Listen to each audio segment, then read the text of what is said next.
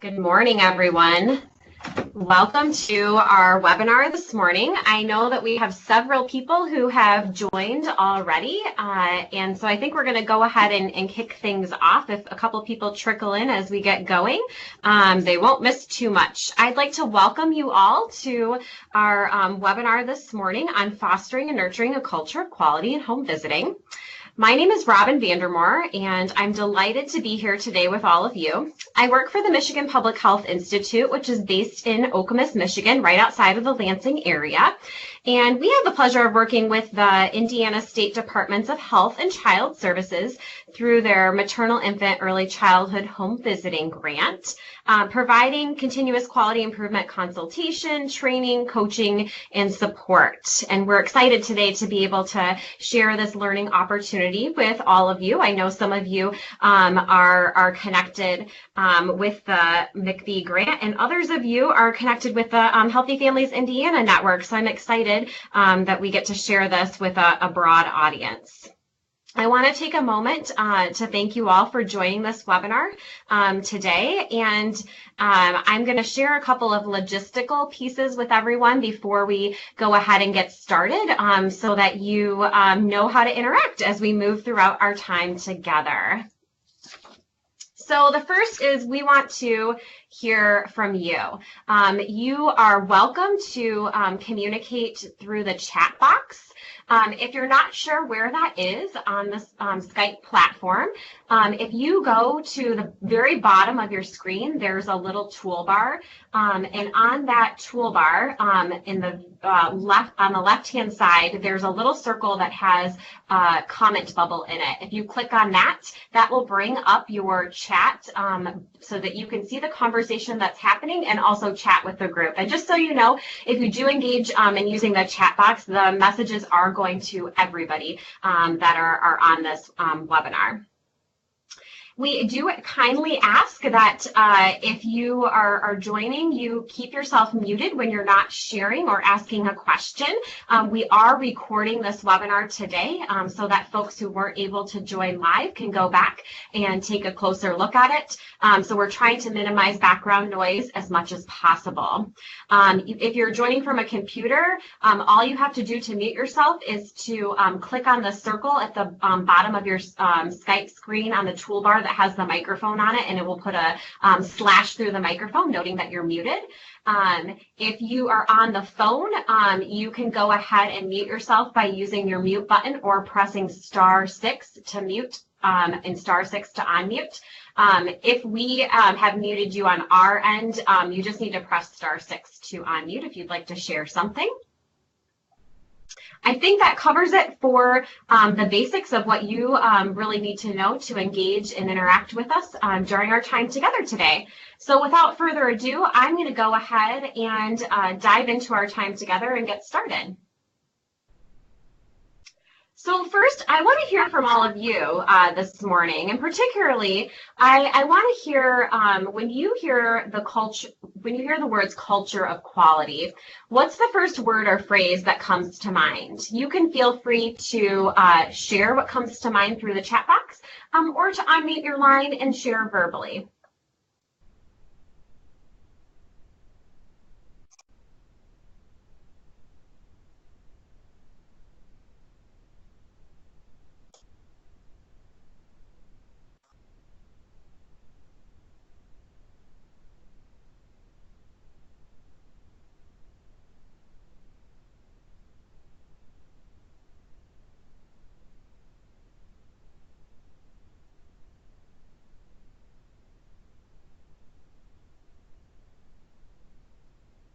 I know it's hard to be the first person to dive in and engage, but if anybody's willing to share what came to mind when you heard culture of quality, or what really brought you to this webinar today, that would be fantastic. And again, feel free to use the chat box or to unmute your line and engage verbally with us.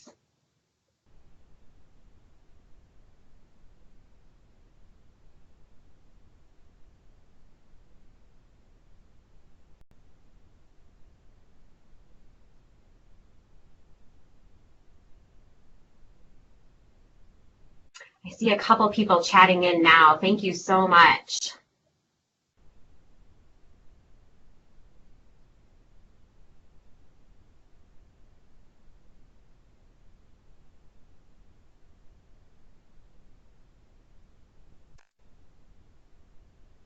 Carrie says, an environment that encourages growth and effort to improve quality. Thank you so much, Carrie. Missy says, I think of the positive changes we have been able to make due to the CQI projects our site has completed. Thank you so much, Missy.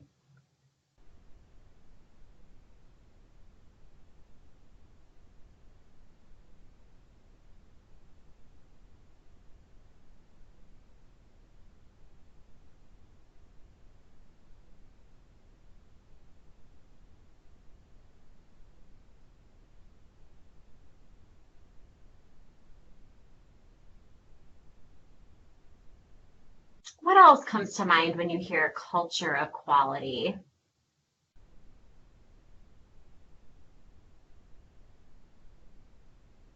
Margie says an environment that supports integrity of service. Ooh, good words. Thank you so much, Margie.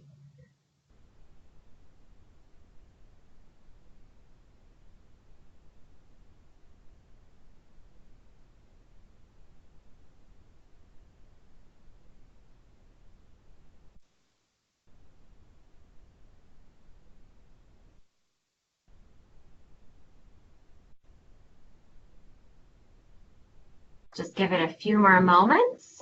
Tony says, when I hear culture of quality, I think of an established cultural environment that is inclusive and supportive. Ooh, thank you so much, Tony.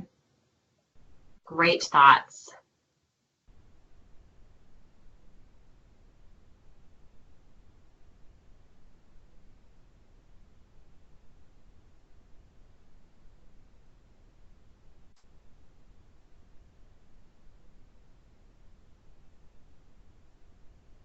Becca says, collaborative environment to uphold the integrity of services.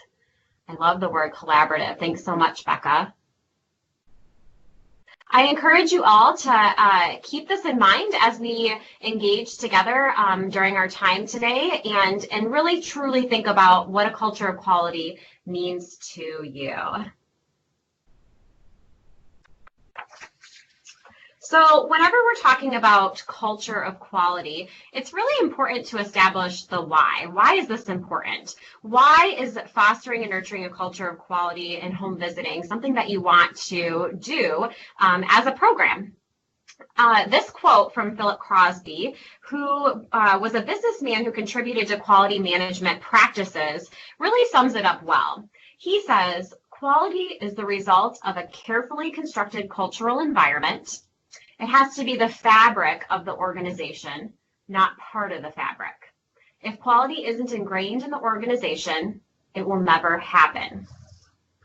I invite you all to think about this and what this truly means and why it's the why in fostering and nurturing a culture of quality and important for you all to consider as you think about where you are in a journey to foster and nurture a culture of quality as a program, whether you are at the start of that journey, you've been engaged in that journey for a while, or you're fairly advanced and you have a lot of components in place that really support a robust culture of quality within your program.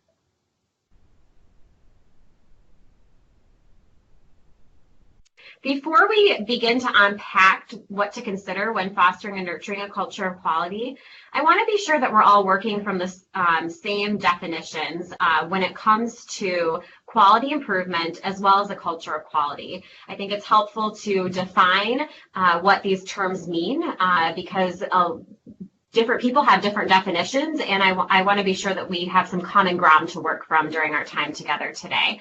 So I'm going to start with quality improvement. Quality improvement, this is a long and lengthy definition, and there will be no test on being able to memorize and pull out all the parts and pieces, but there are some really important parts and pieces in here that I want to draw your attention to. The first is that quality improvement is the use of a deliberate and defined improvement process. So this means that you are using a formal method to engage in quality improvement efforts within your program. One of those formal methods is the Plan, Do, Study, Act cycle. This method is very commonly used in home visiting and in the public health arena, and it's really, really relatable to staff. If you aren't familiar with Plan, Do, Study, Act, it follows very closely with the scientific method. So folks can reckon back to their grade school days and what they did in science class using the scientific method and really apply it to this particular methodology when it comes to doing formal quality improvement work. I will say that there are other methods out there that are great to use, either in full or some components. Some of those that you might have heard of would be Lean, Six Sigma. You can run Kaizen events. There's all sorts of methods out there that can be used to carry out formal quality improvement work. The second piece that I want to draw your attention to here is that quality improvement is a continuous and ongoing effort to achieve measurable improvements. So quality improvement isn't just something that you do one time and put it aside. It's really meant to be ingrained in your day-to-day work and something that you think about all the time and engage in regularly. The other piece of this is that you want to make sure that you are achieving measurable improvements. So this means you do need to use data. You need to understand where you're starting, so that baseline that you have to work from, and where you're headed, so that you can set a goal as a program, as a team engaging in quality improvement efforts that you can work toward based on where you are starting with the particular area of improvement that you're working on. So those are the two really important pieces and takeaways of what quality improvement is and the way you want to think about quality improvement as we move through our time together here today. When it comes to a culture of quality is realized when all employees use quality improvement methods and tools on an everyday basis to better serve their customers. This quote from W. Edwards Deming, one of the fathers of quality improvement, really sums it up nicely. Quality is everyone's responsibility. When you are fostering and nurturing a culture of quality, you want to be sure that all staff are involved and that everybody gets to the stage where quality improvement isn't something extra. It's not an additional task on folks' plates, but it's really a way everybody within your program thinks about and approaches their work on a day-to-day basis to, at the heart of it, make sure that you are serving both internal and external customers in the best way possible. So that's a broad definition of culture of quality, but how do you really work toward fostering and nurturing this culture of quality, and what are the key elements in doing so? So there are 6 foundational elements of a quality culture. Those are staff empowerment, teamwork and collaboration, leadership commitment, customer focus, and again here you're thinking about both internal and external customers, quality improvement infrastructure, and continuous quality improvement. We're going to spend some time together this morning, the bulk of our time together, really talking about each of these elements, why those elements are important, what to consider, and some ideas for growth to give you some thoughts about where you might go next as you continue to foster and nurture the culture of quality within your programs. So the first element we're going to dive in together is staff empowerment. So to achieve a culture of quality, all staff from senior leadership to frontline staff need to consider how the work that you're engaged in on a day-to-day basis can be continuously improved. When staff empowerment is robust and really in its full state, quality improvement is no longer seen as an additional task, but it's a frame of mind that staff use on an everyday basis to solve everyday problems. So there are some critical pieces to consider when building and fostering staff empowerment. The first is ensuring that clear expectations around job responsibilities, performance, and quality improvement engagement are there, made known, talked about on a regular basis, and staff have a clear understanding of really what those expectations are. The second piece you want to consider is having robust feedback systems. So having feedback systems that allow staff to understand where they are and how to best improve their performance over time. And I'll give you some ideas here in a minute of what that might look like. The third is support in developing necessary knowledge, skills, and abilities to continuously improve. So really ensuring that staff have those opportunities to develop knowledge and skills and abilities within quality improvement, but also within their job, so that they can carry out their job responsibilities in the way that they need to for the job that they hold within your program. And the fourth is having that delegated authority to empower everybody to make decisions and act to improve performance. So ensuring that it's not just specific staff who are able to make decisions about where to go with improvement, but really it's a full responsibility of all staff within your program. So if you're getting started with staff empowerment, or you're working on getting to that robust state of staff empowerment within a culture of quality, what are some ideas of things that you might do as a program to continue to foster and nurture staff empowerment? We have a couple here. I will say that towards the end of our time together today, I'm going to share a resource with you that has lots and lots of additional ideas within it that I will invite you at that time to consider exploring further as you go down this path of fostering and nurturing your culture of quality. But here are a couple of things that you might do. Ensure that you've created clear expectations, that staff have clear job descriptions, that staff have a clear idea about what's expected around quality improvement for all staff within the program in terms of engagement. That you create opportunities to recognize individual and team performance, thinking about what that looks like for your program and how that functions on a regular basis. That you're fostering a culture that's really open and allows opportunity for honest feedback, so that staff know what to expect and how to really engage in that feedback process. So that, might be offering regular time during staff meetings where staff can engage with one another and provide that open and honest feedback, having open door policies as supervisors, making sure that regular supervision meetings are happening with staff to allow the time and space for that. Having robust feedback processes where staff can provide feedback to one another in other ways, maybe through 360 reviews that go along with performance evaluations. There's all sorts of things that you can do within there. Some other ideas include developing staff through mentoring staff, providing training opportunities, giving staff opportunity to go to trainings and or professional development opportunities that will support their growth and quality improvement, as well as their growth within their job that they carry out within the program.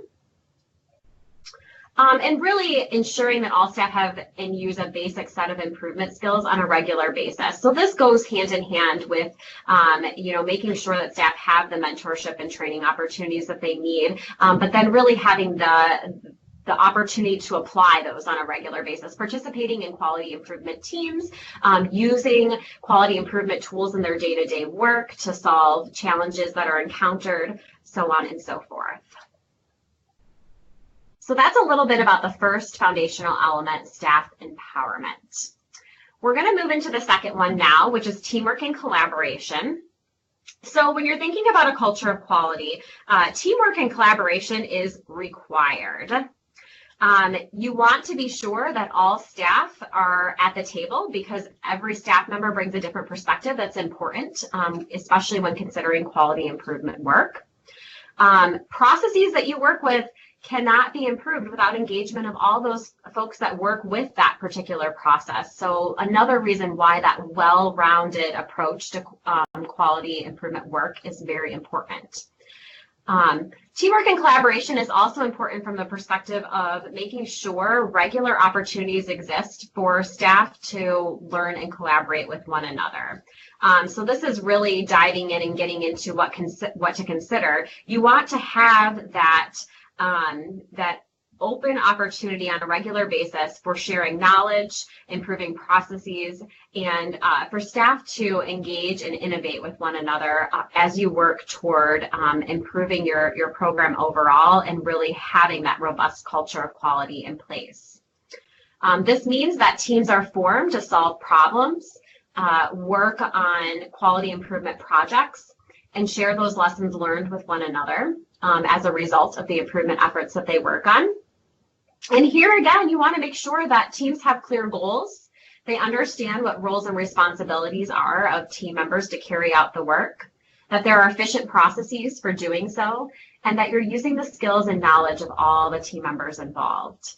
If you remember back to when I shared that definition of quality improvement and what it is, I indicated that it's very important to have that data aspect. Something to keep in mind is that data don't tell us everything about the improvement that we're working to make.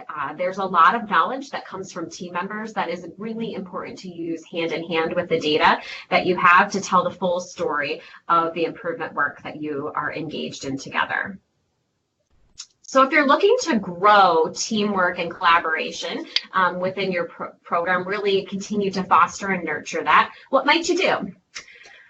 You can identify methods for sharing and collaborating, so tools, whether that be in-person space, shared space online to do some sharing and collaborating. I know that many programs have internal drives that staff use. Lots of programs use sharing resources like Google Docs, but making sure that that space exists and that it's set up in a way that staff understand how to use it and do use it to robustly support that teamwork and collaboration. Having that space for staff to really share and collaborate with one another. So through regular staff meetings, other outlets that you can provide as a program to have that space for staff to come together and do that sharing and collaborating. Just sponsoring quality improvement projects is a great place to start, to get staff engaged in improvement work and support those projects from their onset through their duration and conclusion, and as teams move into doing additional efforts within that topic area or beyond. Again, here I mentioned this before, but really including some language and position descriptions around teamwork and collaboration. So making it everybody's responsibility to share knowledge on a regular basis to foster this rich environment of teamwork and collaboration.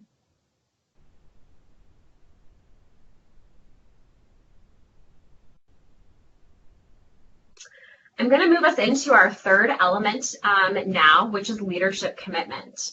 And as many of you might guess, this is vital to the success and sustainability of a culture of quality. Without leadership commitment, it's really, really hard for a culture of quality to flourish. So you want to be sure that you have this in place.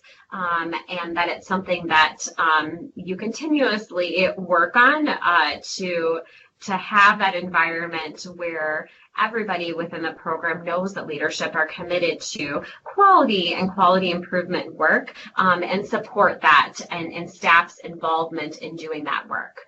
So when you're thinking about what leadership commitment looks like, what are some important things to consider?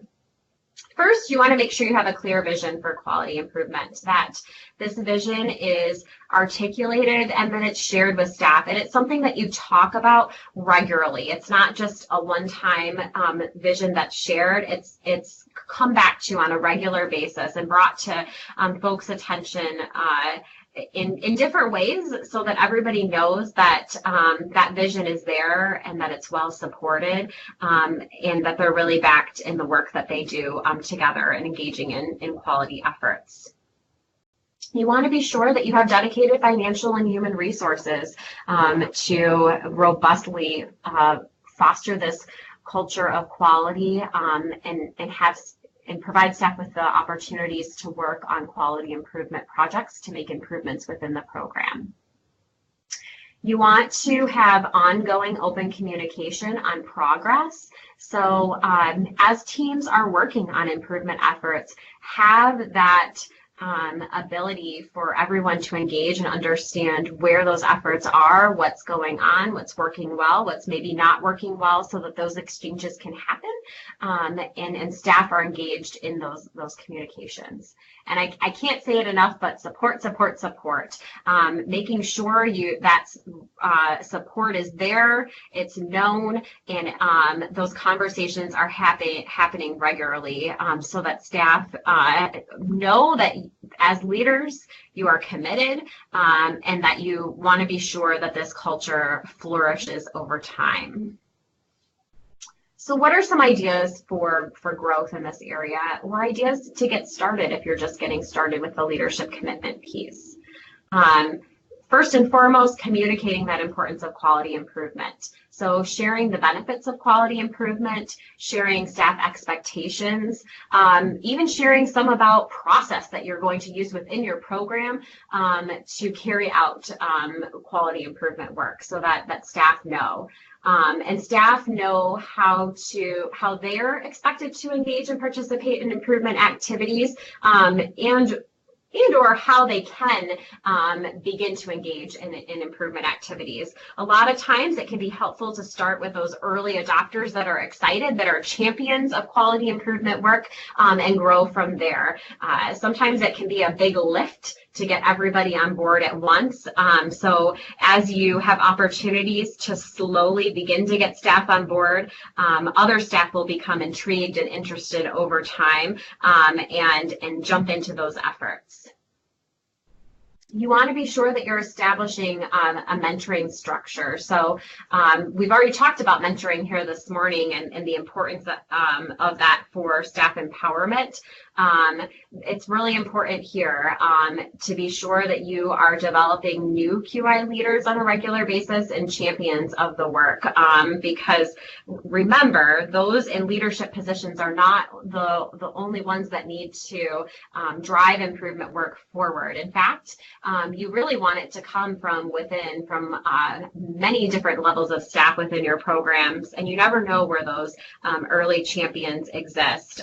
So be on the lookout, and make sure that you are being attuned and attentive to that, and mentoring those staff as you can, so that you're developing new leaders, new champions of quality improvement work. Working toward fostering a data-based, non-judgmental culture is really important when it comes to leadership commitment. It can be something tricky, but the more you talk about data, the more you share data, the more staff all engage in data conversations, the easier it gets over time, and the more staff you have on board who can really support interpreting what data mean and how to move forward in a productive way from there. You want to make sure that you're continuing to expand quality improvement methods and skill training opportunities, so having those opportunities open and available to staff members, and making sure that staff have, again, the ability to make change, influence others, express creativity, and just grow over time. So offering that space, giving those opportunities, and fostering those conversations.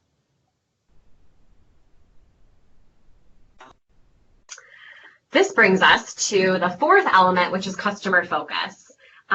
Customer focus is a core tenet of quality. If you've participated in any quality improvement training, you have heard all about customer focus, and really seen it resonate throughout that particular training, because at the end of the day, customers are at the heart of what we do in our work, and it's very important to make sure that that customer focus is strong within your program, within your quality culture. So what are some things to consider when you're thinking about customer focus? You want to be sure that you have a deep understanding of customers and their needs. high-performing programs have this deep understanding. They use customer needs to drive decision-making, which is what you want to do as a program. So you want to make sure that services are being offered based on what the needs of the customers are. All of you are working within home visiting. You're implementing home visiting models. Those models have many parts and pieces in place that you need to carry out that model to full fidelity and implement it well. But continuing to get that customer satisfaction feedback on a regular basis is important to know where you're hitting the mark and maybe where you're missing the mark a little bit, so that you can use that customer satisfaction data to drive improvement efforts.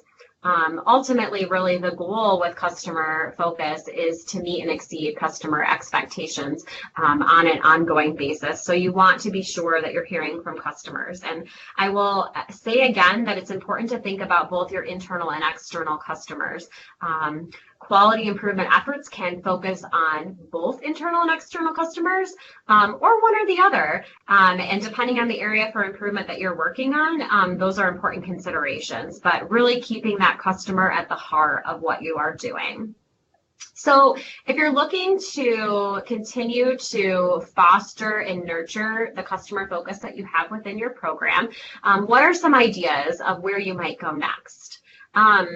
You might start with building some processes for customer feedback into regular program activities. Perhaps this isn't something that you do on a regular basis. How can you get some regular customer feedback?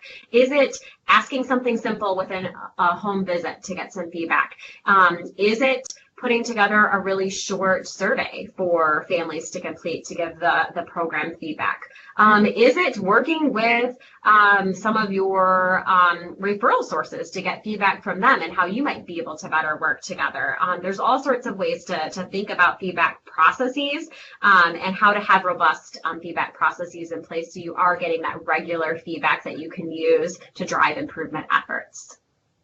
You want to make sure you're making good use of the data so that you're getting back and information from customers. So really thinking about what it is that you need to know and how you can take that to drive forward your improvement efforts and really make sure you have that robust culture of quality that has that customer focus at its heart. You also want to be sure that you're sharing data. So when you're thinking about the customers that you're working with, you want to be sure that if they're providing you with feedback, that you're also providing them with what it is you're doing as a program to best support making movement in an improved direction that you might need to make, what you're learning, thinking about too how you can involve them in improvement activities, all the way from having them give some feedback on particular parts and pieces of improvement activities that you're working on to eventually at some point you might have a customer who sits on your quality improvement team. So thinking about how you can robustly involve customers in the work that you're doing as well.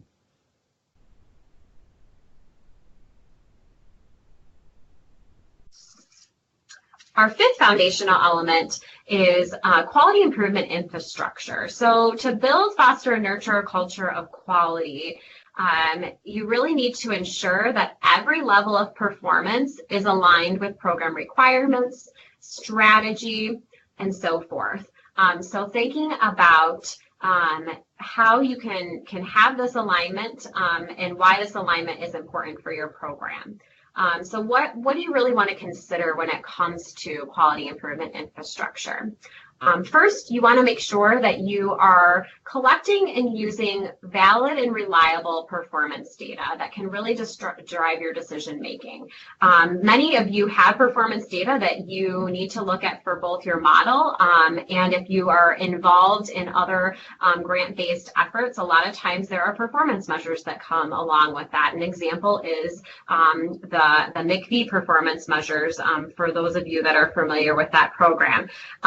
lots of programs develop their own performance measures that are important to them, that they want to keep track of and look at on a regular and ongoing basis. And that really gets into the second item to consider, performance management systems. So you want to make sure that you have performance measures that speak to whether program strategy and goals and the objectives that you set forth are being met. So thinking about what that means for your program, what's important, and what you want to look at on a regular, ongoing basis. It's important to check in on performance measures very regularly. I would recommend quarterly, if not more frequent, if it's something that you're working on that is very process oriented and is sensitive to change on a very frequent basis. You can look at it more frequently. You want to be sure that your performance management system, so those performance measures that you're using, provide necessary data so that you can prioritize and conduct quality improvement projects. The data that you are working with your model, so to meet model accreditation standards, that's a great place to look for quality improvement efforts, because those are standards and measures that you are saying you are going to meet as a program as part of the model that you're implementing for home visiting. And if there are places where you are falling short, those are great places to prioritize for improvement efforts. So ideas to continue to grow, foster, and nurture this quality improvement infrastructure. I already said this, but first and foremost would be to develop some performance measures if you don't have them. Likely, most of you have performance measures. You just might not be looking at them as regularly, so perhaps you can think through how you can revisit them more regularly. Or you may have performance measures, but not have measures that speak to other important parts of your program that you want to know more about on a regular basis. So you might want to embark on developing a couple of additional performance measures that tell you more about how you're doing as a program. You want to be sure that all staff have an understanding of performance measures. So if staff are not familiar with how data are really analyzed and used on an ongoing basis, or they have some familiarity but could grow in that way, thinking about offering opportunities to talk more about those performance measures, where you are as a program, where there's opportunity for growth, what the data really mean. Those are fantastic conversations to have to really ensure that robust understanding among all staff. You want to be sure that you're collecting and analyzing data on an ongoing basis. So thinking about how you're doing that as a program now and what you can do to grow as a program. A lot of times we spend a lot of time collecting data, but we might not analyze it as frequently or look at it as frequently as we really feel that we need to have this robust culture of quality and really ensure that data are driving our improvement efforts. So thinking about what you're doing there and how you can build off of that. It also can be important here to work toward developing an annual program improvement plan. This plan does not have to be super lengthy. It doesn't have to be super formal, but this could be a good opportunity for staff to come together and think through what are we going to do when it comes to improvement work as a program. How are we going to make sure that we're carrying that out robustly among all staff within the program? And what are some tangible goals and objectives that we can meet as a program in a year's time? So really making sure that you're setting yourselves up for making forward progress in your quality improvement infrastructure with the plan, and what that means to your program specifically based on where you are in your journey to fostering and nurturing a culture of quality. So a few ideas for growth there. Finally, our sixth element, continuous process improvement. I want to remind you again that continuous quality improvement is an ongoing quest to improve performance through systematically applying formal quality improvement methods. So one of those methods is the Plan, Do, Study, Act cycle for conducting quality improvement projects. So why is continuous process improvement important? Well, quality improvement is not a standalone task. Remember, to have that robust culture of quality, staff are using quality improvement methods and tools on an everyday basis to support improvement within their work on a daily basis. This means that quality improvement is embedded in the way that you approach your work. So you want to be sure that it has that continuous aspect, that they're not just one-time events that are happening. And this is a journey over time and something that you will spend time working toward as a program. So when you're thinking about what to consider here, first and foremost, you want to make sure that you have a formal quality improvement method that your program is committed to and that you are going to use across the program to work toward your quality improvement work. So again, Plan, Do, Study, Act cycle is one formal method that you might use, but there are others out there. So you want to make sure you have that selected. You also want to make sure that formal quality improvement projects are chartered on a regular ongoing basis. So there is a team or teams that are working on quality improvement work ongoingly.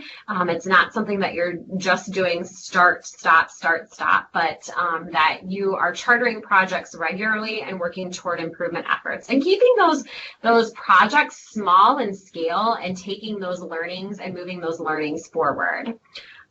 You want to be sure that staff can use quality improvement methods and tools, again, on that everyday basis to solve everyday problems.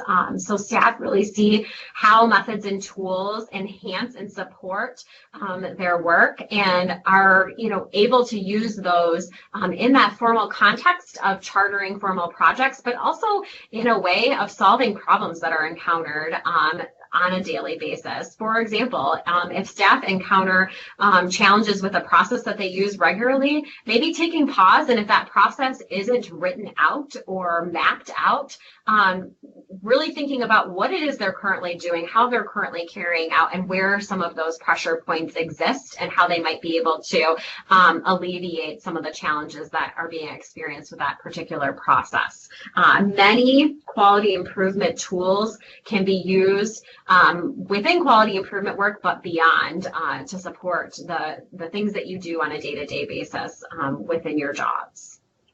So what are some ideas for growth if you are looking to grow this foundational element of continuous process improvement? First and foremost, developing and documenting standardized processes and procedures. So this can mean creating process maps or flow charts, writing out standard operating procedures if that's what makes sense for your program, but making sure that those parts and pieces are documented. Again, these are super helpful for improvement efforts, but they're also super helpful for staff training, succession planning, all sorts of things that you are going to do as a home visiting program to keep your work moving forward.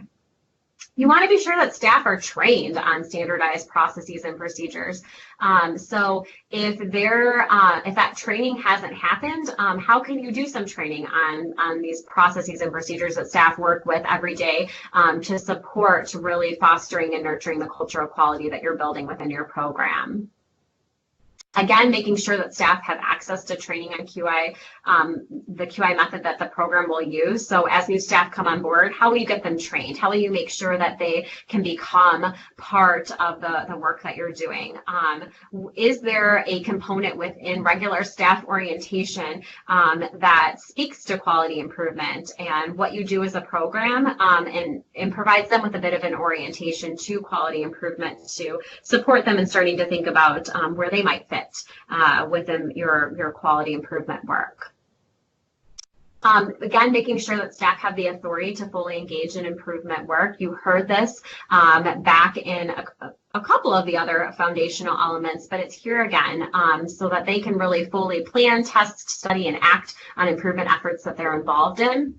And I can't say this enough, but having that space for learnings to be shared across teams and with others who have a vested interest in the improvement work that you're doing with a program. So really, again, getting at that teamwork and collaboration and making sure that that's very, very present and that those conversations are happening regularly.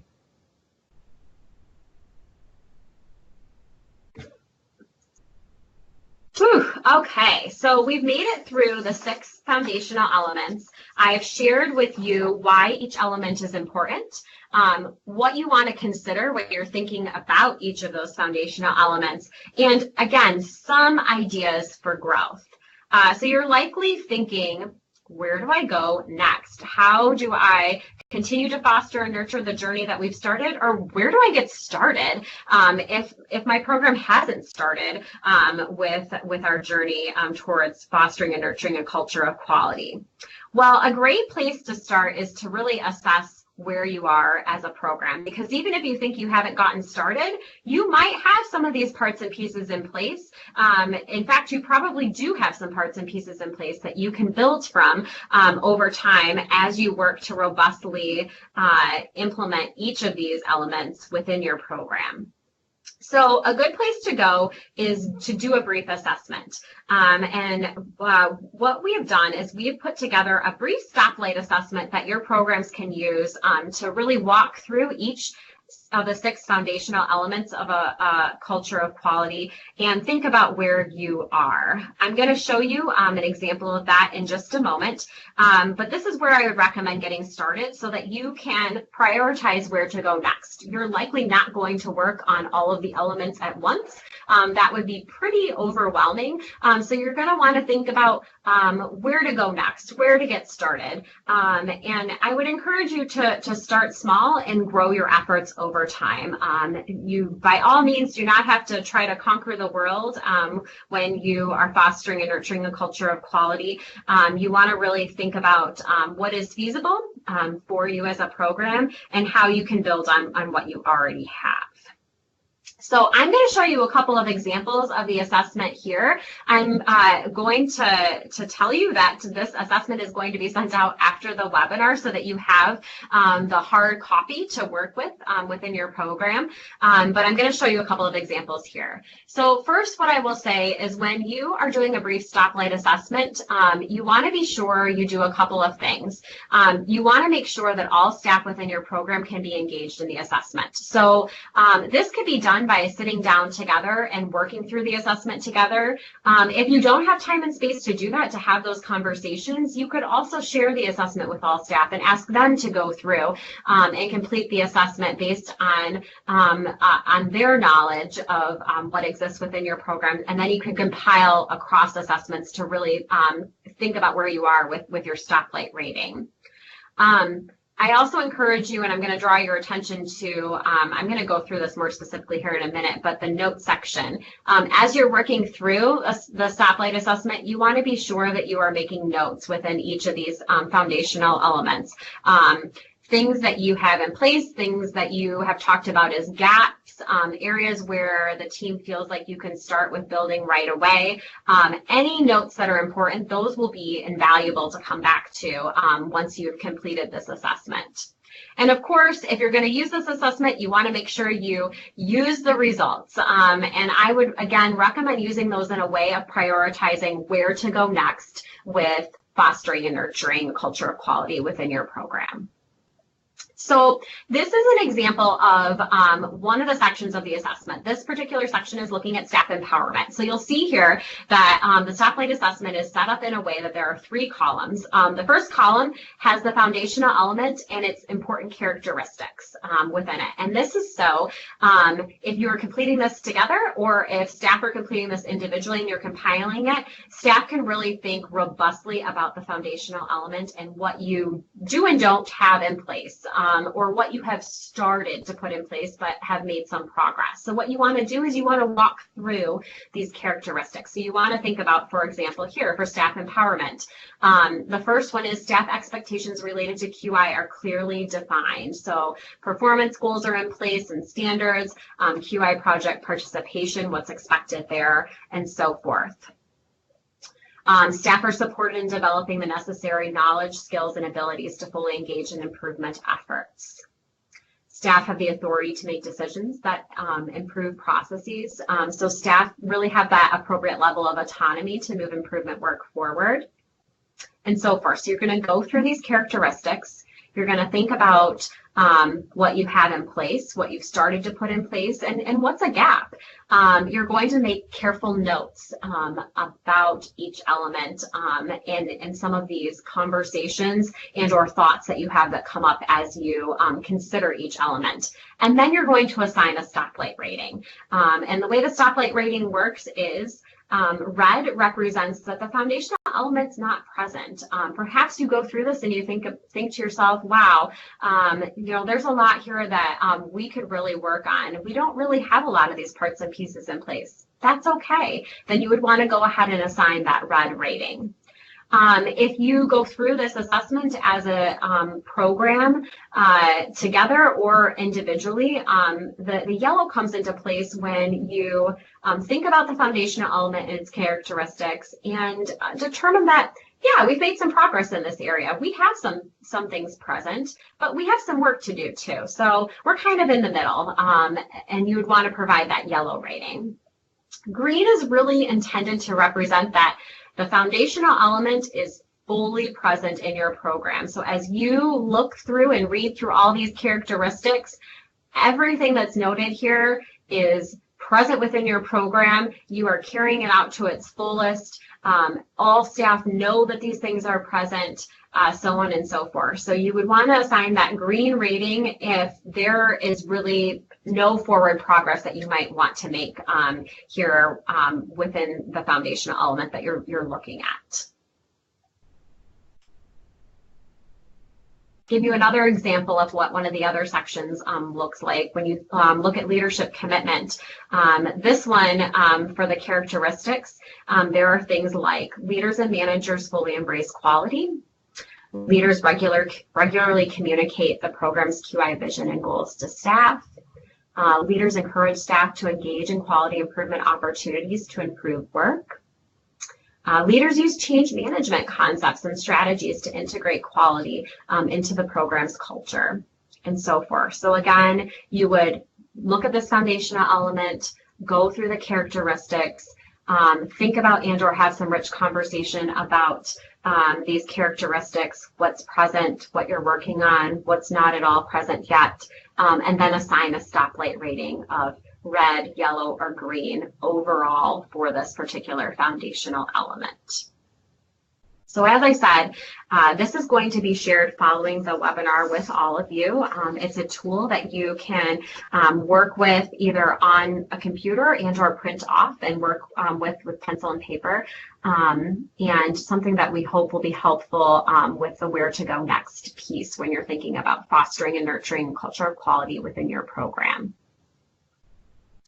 Before we close out our time together here this morning, you heard me say across several of the foundational elements that training support is really important. And there are some upcoming QI training opportunities that are happening in Indiana that your program and your staff can take advantage of.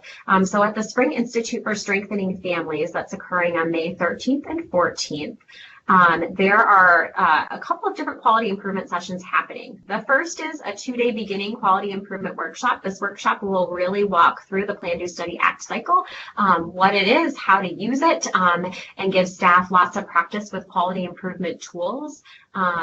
So if you have staff that are looking about where to get started, this would be a good one to take a look at. There are also 2 shorter sessions that are happening. The first is a 3-hour workshop that is entitled Getting from A to B, Understanding Your Current Process to Support Improvement and Beyond. This is going to focus in on documenting processes. So whether that's through process mapping or writing a standard operating procedure, the importance of doing so and how you can really use those in your quality improvement planning work through the plan stage of the PDSA cycle and apply it to improvement efforts that you're embarking on. The third is a 1.5-hour workshop that's happening on May 14th that's entitled Tools, Tools, and More Tools, so applications of quality improvement tools and improvement efforts and beyond. And this is going to cover a variety of quality improvement tools, give participants some hands-on time to work with a tool or two during the workshop time, and lots of resources to take back to use within the work that you're doing within your programs. So those are some opportunities that are coming up that we wanted to be sure that you were aware of. And today I want to leave you with another quote. I kicked us off with a quote, and I want to leave you with this one. This is from William Foster, and he says, "Quality is never an accident.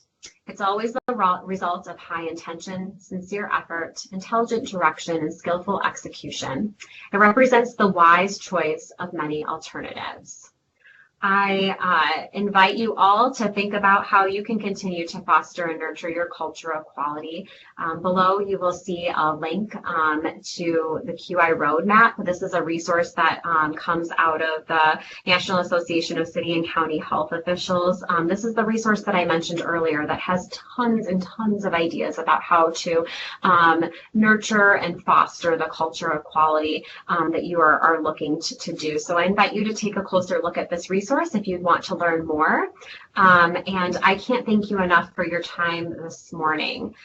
We have made it through what we were wanting to share with all of you. And before we close out today, I will take pause and open up for any questions that you might have that you would love to have a response to before we close out our time together.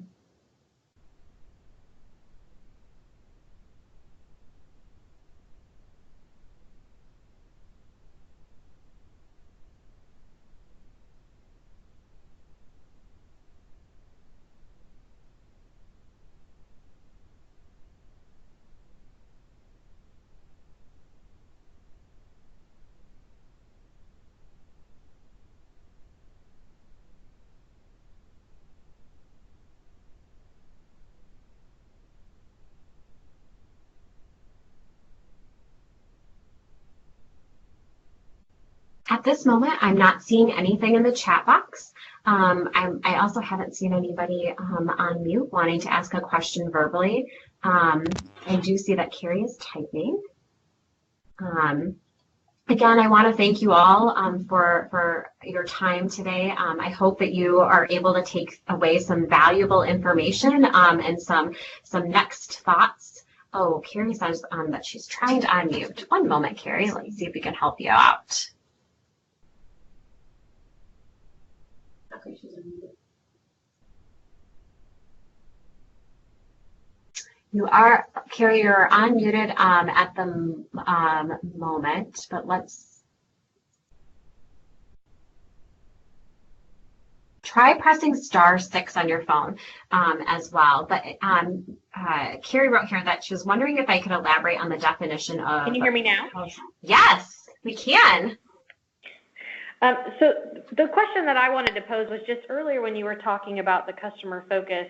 I was curious if you wanted to elaborate on if the customer, is always defined as someone who is purchasing something. Is that always the family in quality improvement work, or if you could just add a few comments regarding the definition of who the customer is? Certainly, happy to do so. So the customer could be the family who you're providing services to, but when you're thinking about customer within quality improvement work and within developing and fostering a culture of quality, you're thinking much broader than that. You are thinking about your internal staff. You are customers of the work that you do on a regular basis. So sometimes you may have some more internal efforts that you need to work on. As a program, so you can think of yourselves as customers. You are thinking about partners and those that you work with within the community. So, within home visiting, there are many folks that help support the services that you're providing. So, for example, your referral sources are customers to your program, the work that you do with them. Other folks within the early childhood field within your communities who you work closely with as a program staff and or again use as a referral source and send families to.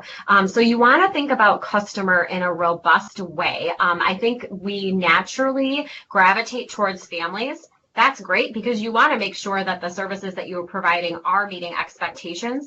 But there are cases when you are working on improvement efforts where the family is not the customer that is the first and foremost that you need to think about. It could be staff that are internal. It could be those referral sources and partners within the community. So you want to think about customer in a well-rounded way when it comes to quality improvement efforts. Carrie, does that help? Does that lead to further questions? Very much so. Thank you. Thank you. Thanks for the great question. Any other questions before we disconnect with our time together this morning? I will say that if there's something that you think about that you'd like to follow up on following our time together, my contact information is here. You are more than welcome to reach out to me via email or phone. I'm happy to connect in that way as well.